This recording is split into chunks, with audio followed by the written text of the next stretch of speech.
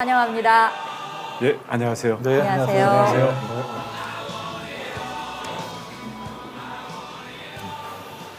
예. 뭐 조남이 원희룡이신데 원씨 중에서 제일 유명하신 분이 원희룡 지사님 맞죠? 원씨 중에서. 그런가? 뭐 딴 사람 없잖아요. 원빈. 원빈이 그러네요. 본명인가요? 아니야, 본명 그거는 아닐 좀 텐데. 확인을 해봐야 네, 되겠네요. 본명 아닐 네네. 텐데. 뭐 많이들 따라다니는 얘기 중에 하나가 뭐 계속 수석으로 시험을 보면 수석을 하셨잖아요. 네. 그래서 대통령도 시험을 봐서 뽑으면 원 후보님께서 될 거다. 뭐 그런 얘기를 들었는데 대통령 시험을 봐서 뽑는 건 어떨 것 같습니까? 아유, 그게 계속 따라다니는데요. 저한테는 네. 굴레이기도 합니다. 네. 그래서 물론 공부 잘했다라는 게 나쁜 건 아니겠지만 그걸 어떻게 쓰느냐에 따라서 이 사람들이 생각하는 그 방향이 많이 다르지 않습니까? 네. 예. 그래서 다른 사람들을 위해서 잘 쓰는 게 더 중요하다고 생각합니다. 근데 시험뿐 아니라 뭐 선거에서도 계속 1등만 하셨지 않습니까? 5번 전부 다 1등 하신 걸로 알고 예, 있는데. 국회의원 3번, 네. 또 도지사 2번, 네. 대부분 이제 민주당이 우세할 상황이나 지역에서 했는데요. 본선이 강합니다. 예. 운도 실력이라고 치면 실력과 운이 다 좋으신 거라고 해석할 수 있을까요? 특히 선거 본선에는 강한 것 같습니다. 네. 좀 다른 말씀을 드리면 유튜브를 보니까 실용 부동산을 찍으셨더라고요. 룡의 눈물하고. 네, 맞습니다. 네.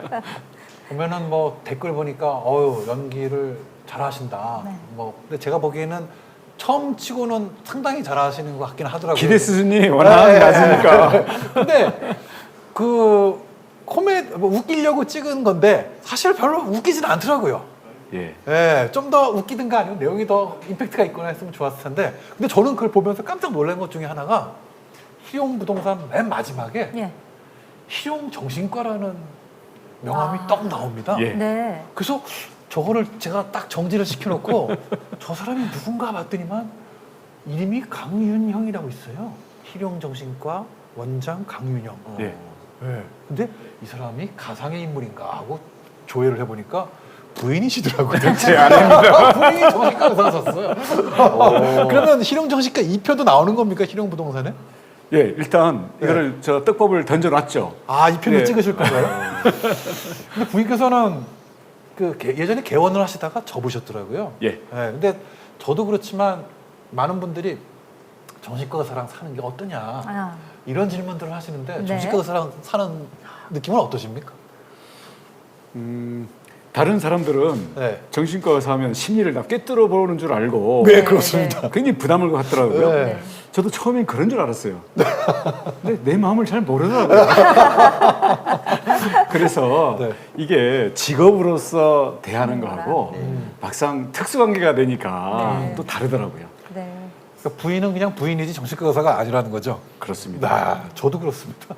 오히려 어떤 경우에는 사실은 저로 인해서 정신적인 제가 뭐 치료를 하는 건 아니고요. 네. 예, 안정감이랄까? 왜냐하면 정서적인 그 관계가 정신과 의사도 그게 중요하더라고요. 역시 네. 인간은 똑같구나 이런 걸 느끼고. 대신 힐링을, 평소에는 예. 제가 우리 제 아내가 학교에 그 자살 학생들, 네네. 시도 학생들 또는 학교 부적응 학생들 그 전국 상담 네. 팀장을 몇 년 동안 했어요. 근데 제가 그만하라 그랬습니다. 왜냐하면 집안에 있는 환자부터 확실하게 좀 누굽니까? 집안에 있는 환자. 뭐 누구겠습니까? 확실히 좀 케어를 하자. 네. 그래서 지금은 이제 모두 그만뒀습니다. 네. 중학교 3학년 때까지 집안에 전기가 안 들어왔다는 이야기가 있는데 그게 사실입니까? 네. 예. 네. 어째서 지금 뭐 연령대로 볼 때는 왜 그랬을까 싶은 생각이 아니, 저희 아버지가 네. 어릴 때 뭐 농약 장사, 뭐 책 장사 시골에서 네. 제주도 중문 그때는 뭐 관광지가 되기 전이니까 전. 농촌이죠.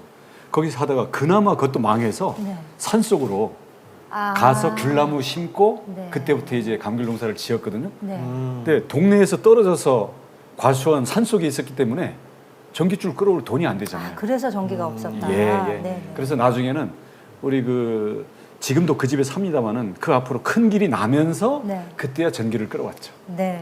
그 학력고사 수석하시고 나서 이제 뭐 교과서만 공부했다고 뭐 이렇게 말씀하신 것 같은데 그 뒤로 그냥 과외까지 받은 학생까지 전부 다 그게 모범 답안이 돼서 수석한 애들이 전부 다 교과서만 봤다 뭐 이렇게 말하게 되는 뭐 원본을 제시했는데 어떻게 생각하십니까 거기에 대해서?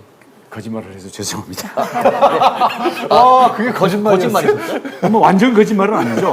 그때는 아시다시피 우리 같은 세대잖아요. 예, 예. 전두환 대통령 들어서서 네, 과외금지. 과외- 81년에 과외 전면 금지했잖아요. 네. 근데 저는 뭐 과외를 안 한 게 아니라 못했죠. 못했죠. 예. 없어서 못했는데 그때는 워낙 학교 심하게 방송국에서 네. 이제 부각을 시키다 보니까 네, 과외 안 받았다. 네. 이런 쪽으로 했으면 좋겠다 그래서 학교 수업 위주로 공부했다. 저는 네. 팩트인데 네. 의도는 당시에 아. 이제 그 전두환 그 정부의 교육 정책에 대한 거기 때문에 다른 학생들이 스트레스를 그 때문에 많이 받았죠. 네. 그리고 또 학생 운동을 되게 좀 하셨는데 그리고 결국 이제 한나라당에 들어가셨어요. 그러니까 네. 사실 어떻게 보면 다른 학생 운동 하시는 분들하고 이제 결을 달리했는데 그때부터 이제 이 좌파의 실체를 꿰뚫은 겁니까? 좌파에 대한 고민은 제가 89년, 90년 이때 정말 인생에 대한 방황 그리고 제가 무전여행을 석 달 동안 다닐 정도로 네. 방황을 많이 했습니다. 왜냐하면 그 대학 82년에 들어가서 그것도 뭐 굉장히 주목을 받으면서 들어갔는데 제가 1년 만에 열렬한 운동권이 돼서 민주화 운동하고 노동 운동해서 저 키친아트에 가서 냄비까지 많이 만들었어요. 뭐 노동운동. 위장 취업을 예, 하시고. 예. 그래서 실제 공장 노동 생활을 꽤 했죠. 뭐 심상정 의원이 그거 잘 알아요. 예, 이런데 89년 베를린 장벽이 무너지는 걸 보면서 그때 학생운동 내부에는 노동운동에 상당히 사회주의 끼가 있었거든요. 그리고 너무나 투쟁적이었고 너무나 어떤 이 세상을 인위적으로 끌고 가려는 이게 심했잖아요. 근데 그게 제 내면에서부터 안 맞는 거예요. 그래서 고민 끝에 저는 운동권의 이념과 조직적 인간관계를 정리를 하고 저는 떨어져 나왔죠. 그래서 그 연장선 속에서 저는 우리 대한민국은 그리고 저의 인생은 앞으로 자유주의라는 길 위해서 걸어간다. 사회주의가 아니라 그렇게 정리를 해서 거기 한나라당까지 오게 됐습니다. 잘 하신 것 같습니다. 우리 서민 교수님도 같은 고민들을 많이 했었던 걸로 알고 있는데요. 예. 그럼 학교 다닐 때 막 부인을 캠퍼스 커플로 만나신 걸로 알고 있는데 네. 네. 부인도 그러면 굉장히 서울 의대를 나오신 거죠? 예. 그럼 두 분이 거의 다 수재이신 건데 따님들은 공부를 잘했습니까? 그 때문에 스트레스를 너무 많이 받아가지고요. 네. 좀 잘할 때도 있고 그 다음 많이 안 하기도 하고 그러는데 지금은 잘 안 합니다. 지금은 다 컸으니까 안 하는 거 아닙니까? 그리고 취직 준비하는데 취직도 잘 못하고 있고요. 예.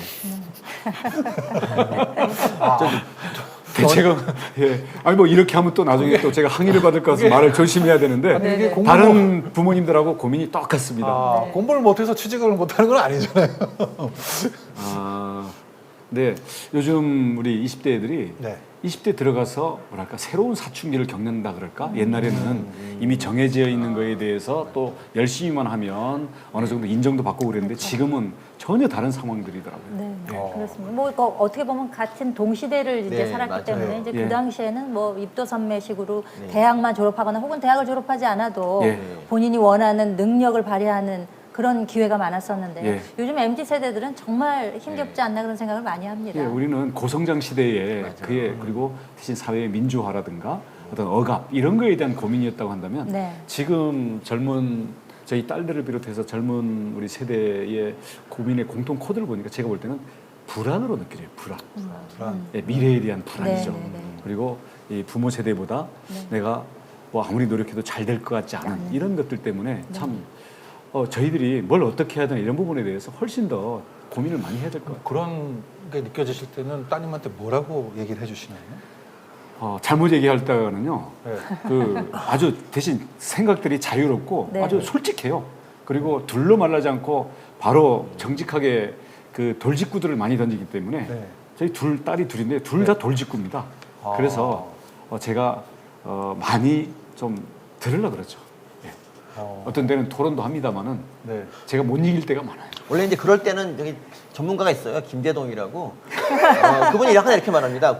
취업이 안 돼도 고민하면 고민하는 당신이 아름답습니다. 이렇게 이제 얘기하는 분이 있는데 김재동 좋아하십니까 따님들이? 어떻게? 안 좋아요. 아 예. 콕 집어서. 아니 아버지가 정치를 하시는 분이고 뭐 도지사도 하시고 그러셨는데 따님이 그러면 그런 거에 대한 아버지에 대한 그 정치인으로서의 바람은 없어요? 정치인으로서 바람은 열심히 하는 것 같은데 좀 더 인정을 받았으면 좋겠다라든지 뭐 이렇게 해봐라, 뭐 저렇게 해봐라라는 요청은 없습니까? 정말 좀 좋은 일들 네. 많이 해줬으면 좋겠다 이런 거는 있는데요. 막상 자기들과 관련해서는 선거 때도 유세차 근처에도 안 옵니다. 그리고 저 누구 딸 이런 것 때문에 어렸을 때부터 어떤 그 자기라는 거에 대해서 많이 그 피해 의식이 있는 것 같더라고요. 네. 그래서 어떤 때는 심한 경우에는 호적을 바꿔겠다 그래가지고요. 호적을요? 예.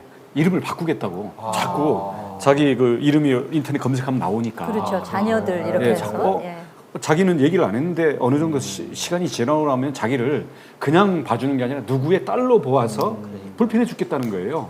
그리고 그것 때문에 자꾸 자기에 대한 고민을 많이 하게 되니까 이거 혹시 가족의 그 성을 바꾸면 이게 자유로워질까 이 고민을 하는 걸 보고 너무 미안하더라고요. 정치인 자녀가 다 그렇잖아요. 뭐 제가 아는 사람 중에 문준영이라는 분이 있는데 그분도 고민이 많으신 것 같더라고요. 아니, 그분은 많이 즐기시는 것 같아요. 아니, 너무 즐기시는 것 같아요. 즐기시고 혜택도 보시고. 예. 근데 원 후보님은 아니 온 세상을 위해서 저 맞짱 뜨자. 저는 그것도 하나의 스타일이라고 보는데요. 네. 근데 저희 딸은 또 반대의 스타일이라서 아빠 때문에 거론이 되면은 자기들은 우리는 우리를 보호해줘. 네. 아빠는 응원은 하지만 대신 도와주지 못해. 우리는 우리야. 나는 나야. 그래서 조금 다르더라고요 캐릭터가. 아빠 때문에 뭐 덕본 게 별로 없나 봅니다 따님들은. 그러겠죠. 예. 왜냐하면 근데- 아주 민감할 때 사춘기 때 이럴 때. 예. 근데 보니까 고모만 잘하신 게 아니라 굉장히 잡기에도 능하신 것 같아요. 저는 호기심이 많고 네. 뭔가를 좀 해보는 스타일입니다. 보니까 뭐 사격에 바둑, 마라톤, 게다가 뭐 카트라이더 이런 게임까지 다방면에 관심이 있고 열심히 하시는 것 같은데요. 열심히 하는 건 아니고 제 주변에 친구 따라 뭐가 어디 간다고 네. 옆에 좋아하는 사람들이 있어서 어울리다 보면 자연스럽게 하게 돼요. 마라톤도 즐기신다고 들었는데요. 예.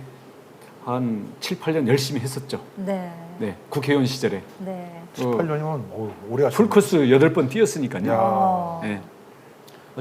지난 국민 시그널 그때 면접 때 이제 네. 폐법부 뭐 얘기를 하셨는데 그분들은 이제 안 들어주셨거든요. 그게 네. 말이 되냐 그랬는데 저희는 또 잘 들어주는 되거든요. 네. 혹시 좀 폐법부 그 얘기 듣고 굉장히 신박했어요. 어떻게? 예. 그러니까 우리나라 지금 쓸데없는 법이 너무 많잖아요. 그 폐법부 설명 잠깐만 해주실래요? 폐법부라는 것은 법을 폐지하는 네. 그런 전문 조직이 있어야 되겠다는 겁니다. 지금은 국회나 정부에서 뭐 국회의원들은 뭐 건수 올리려고 뭐 법을 만들어 놓고 나중에 없애질 않아요. 그다음 각 부처마다 자기네 법, 예산, 인원 이거를 지키기 위해 가지고 계속 만들거든요. 치우질 않아요. 이게 쓰레기 폐기물들이에요. 그리고 현장에서 어떤 규제에 대해서 이거 문제가 된다고 하면은 핑퐁 돌리죠.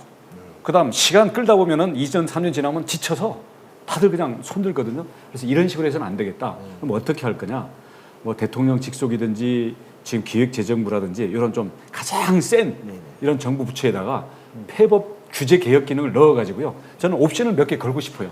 우선 하나는 예를 들어서 우리가 경제의 어떤 분야에 예를 들어서 앞으로 기후 에너지 부분에 대해서 뭐 수소라든지 전기 뭐 이런 걸 전기차 이런 걸 하겠다. 이러면 이와 관련돼서 뭐가 규제가 문제가 되는지에 대해서 그 기업들이라든지 연구하는 사람들이 제출한 어떤 제안이 있으면 여기에 대해서 모든 부서가 동시에 대답을 해가지고 거기에 대한 규제를 유지할 명확한 이유를 입증을 못하면 일단 그 분야에 대해서는 규제를 없앤 상태에서 3년이면 3년, 5년이면 5년 이렇게 그러니까 네거티브 시스템이라는 거죠. 금지되지 않은 거는 무조건 해볼 수 있다라는 쪽으로 이걸 전환시켜주는 권한을 폐법부에 줄 필요가 있다고 생각해요. 이렇게 해야 전체 경제도 커지고 혁신도 일어나면서 청년들의 좋은 일자리도 만들어진다고 생각하거든요. 그러면 지금 제일 먼저 없애고 싶은 법 한 두세 개 있다면 어떤 법을 없애고 싶으세요? 우선 민생과 관련해서는요 임대차 3법 여기에서 네. 그 월세에 대한 뭐 약간의 보호 장치만 빼놓고 빨리 없애야 되고 이게 부동산 전체를 이거 좀 막고 있으니까 그렇고요. 지금 또 없애야 되는 법이 지금 그 탄소 중립에 대한 법이 최근에 통과됐는데 이거 엉터리입니다. 네. 왜냐하면 지금 탄소가 7억 톤 정도 1년에 배출이 되거든요. 이걸 2050년까지 다 없애겠다는 건데 이러려면은 지금 태양광으로 제주도 땅에 3배를 덮어야 이게 나오게끔 돼 있어요. 이런 엉터리 법 이거 없애고요. 새로 만들어야 됩니다. 누가 그런 법을 만들었을까요? 180석 가진 그 모 당이라고 있잖아요. 그리고 원래 2060년까지 이 지금 탄소 중립을 뭐 간다 만다 이러고 있었는데 문재인 대통령이 작년 10월, 12월 이때 막 몰아쳐가지고 원전은 없애놓고 이걸 태양광으로 다 깔겠다고 하니까요. 지금 국토가 안 그래도 부족한데 우리 국토를 서울시 면적의 10배를 지금 덮어야 지금 탄소 중립 계획이 되게 돼 있어요. 이거 지금 정권 끝나가니까 이제 좀 그냥 튀려고 그러는데요. 이재명 지사는 한술 더 떠서 2040년까지 탄소 중립하고 땡겨요? 뭐 말은 뭐 쉽죠 뭐. 그러니까 나중에 그 이재명하고 저랑 기후 변화에 대한 토론이 붙으면 이것부터 깰 겁니다. 네. 지금도 엉터리인데 그걸 10년 땡기겠다? 아. 이거 국제적인 사기입니다, 이거. 네. 참고로 그 제주지사 그만두시고 이제 혼자 선거운동 하시는데 이재명 지사는 사실 경기지사 찬스를 굉장히 많이 쓰잖아요. 네. 혹시 만약에 원 지사님이 만약에 경기지사셨으면 그래도 그만두셨을 거죠? 그래도 대선 나오니까. 네, 저는 그 양심 문제였거든요. 그리고 제 스타일이 이게 물론 이재명 지사는 순발력이 강점이고 또 뻔뻔스럽더라고요. 근데 저걸 배워야 되나? 일본은 좀 배울 면도 있지 않을까요? 정치를 하시려면. 예, 아니 적을 안다라는 면에서는 확실히 파악을 잘 해야 될 것 같고요. 그러니까 그런 게 고민이 될 정도예요. 근데 뻔뻔함도 DNA가 있어야 돼요. 그냥 뻔뻔하려면 안 되더라고요. 배울 수 있는 게 아니죠 사실. 그것도 자꾸 하다 보면 좀 늘지 않을까요? 네. 이제 1차 컷오프 일정이 이제 오늘로서 사실상 후보님들이 참석하시는 이벤트는 이제 이게 마지막이 됩니다. 네. 국민 여러분들께 이제 말씀드릴 기회가 네. 이제 1차 컷오프 전에는 없을 텐데요. 네. 한 말씀 해주시죠. 네. 우리 시청자 여러분 또 국민 여러분 이제 오늘 이재명 지사가 아마 거의 확정이 될 것 같습니다. 그동안 우리는 문재인 대통령에 대해서 누가 맞섰느냐를 가지고 누구를 지지해야 될지를 고민을 해왔다면요. 이제는 이재명을 누가 잡을 것인가. 그리고 그건 한 사람으로 부족합니다. 우리가 어벤져스 이재명을 어떤 경우에도 잡을 수 있는 우리 황금의 조합을 만들어야 되는데요. 원희룡과 이재명 여러분 한번 이렇게 같이 세워놓고 고민을 해보십시오. 우선 도덕성, 스타일, 경기지사 대 제주지사 그리고 같은 64년생이에요. 그리고 국정에 대한 경험 그리고 그동안 정치를 해왔던 이런 경험 모든 면에서 저는 토론이면 토론, 국정 비전이면 비전, 실행력이면 실행력 모든 부분에서 이재명을 압도할 수 있는 본선 필승 카드 중에 필수 멤버입니다. 여러분께서 잘 지켜보시고 저를 카드로 잘 써주시기 바라겠습니다. 저도 기대에 부응하기 위해서 열심히 하겠습니다. 네. 감사합니다. 모든 경선 후보들께서 원팀으로서 이제 따뜻한 칭찬의 말씀 릴레이를 지금 하고 있거든요. 요 다음에 나오실 후보는 하태경 후보신데요. 칭찬해 주신다면 어떤 말씀 해주시겠습니까? 엊그제 보니까 우리 진중권 교수님하고 노동개혁 문제를 가지고 아주 그리고 그 노동 유연성을 가지고 그 정도로 토론을 할 수 있는 사람이 그렇게 많지가 않은 것 같아요. 그래서 하태경 후보 물론 대선은 뭐 이제 해봐야 되겠지만 우리 노동부 장관은 멀리서 찾을 필요가 없겠다. 예, 그런 생각이 들었습니다.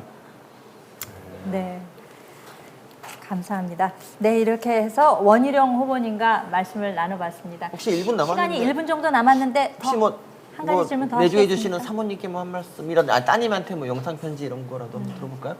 예, 우리 딸들 우리 딸 또 큰딸이 내일 생일인데 내일 생일 축하한다. 그리고 아빠가 정치인이라는 것 때문에 늘 부담스러워하는 것에 대해서 미안한데 좋은 정치인으로서 좋은 일 많이 해서 나중에 우리 딸들이 더 컸을 때 자랑스러울 수 있는 아빠가 될 수 있도록 노력할게. 사랑해. 네, 많이 화이팅! 따뜻하게 마무리를 해주셨습니다. 자, 올데일 라방 국민의힘 대선 경선 후보들과 함께하고 있는데요. 원희룡 후보님과 함께했습니다. 말씀 감사합니다. 네, 고맙습니다. 고맙습니다. 고맙습니다. 네.